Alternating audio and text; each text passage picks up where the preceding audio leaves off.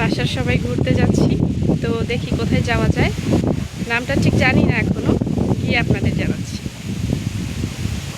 সাথে আছে আমার মা, আরও আছে আমার বাবা এবং আমার একটা আঙ্কেল। তো সবাই মিলে আমরা সুন্দরভাবে রওনা দিয়ে দিলাম।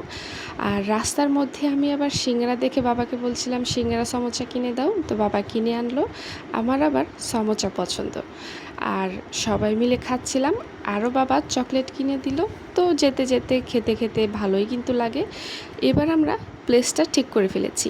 আমরা যাব টাঙ্গাইল জেলার ঘাটাইল থানার মাইদারচালা নামক একটা জায়গায়, যেটাকে আমরা মিনি সাজেক বলতে পারি। এটা পাহাড়ি এলাকা হওয়ার কারণে এখানে মানুষ বসবাস করে না বললেই চলে।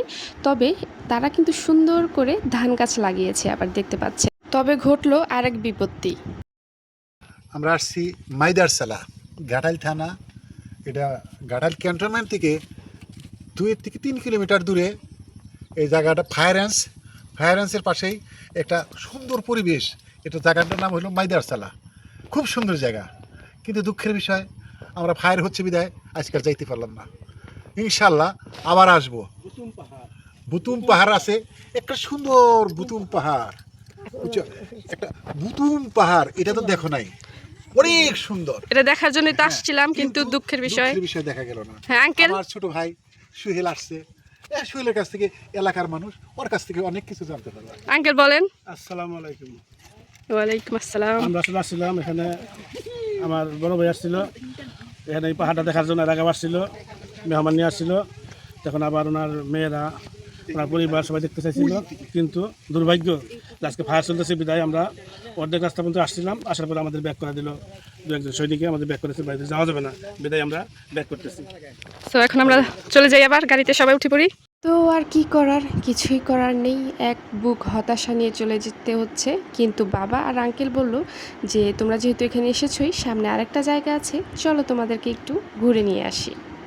আসছো গোয়াপুর থেকে এই ক্যান্টনমেন্ট এরিয়া দেখার জন্য। ক্যান্টনমেন্ট এরিয়াতে এইখানে হলো গ্যানেট ফায়ার হয়। দেখো, আসো তোমরা দেখো গ্যানেট ফায়ার কেমনি করে হয়। তো বাবা আমাকে বোঝাচ্ছিলেন ঘাটাইল ক্যান্টনমেন্টের আর্মিরা কোথায় গ্রেনেড ফায়ার করে, লাইভ ফায়ার করে এবং অন্যান্য সামরিক প্রশিক্ষণ নিয়ে থাকে। বাবা যেহেতু আর্মির লোক, তাই তিনি সবই জানেন মাশাল্লাহ। এইখানে কিন্তু নিয়মিত লাইভ গোলা বারুদ, গ্রেনেড ফায়ার হয়ে থাকে। আমাদের এই ঘাটাইল ক্যান্টনমেন্ট কিন্তু দেশের অন্যতম বড় একটি প্রশিক্ষণ এলাকা। আচ্ছা, এখন আমরা চলেই যাই, তো কি আর করার। যেহেতু ঘুরতে আসছি, কিছু না খেলে তো হয় না। এখানে আমরা নিয়ে নিলাম একটা আস্ত মুরগির গ্রিল, আর নিয়ে নিয়েছি কিছু নান রুটি।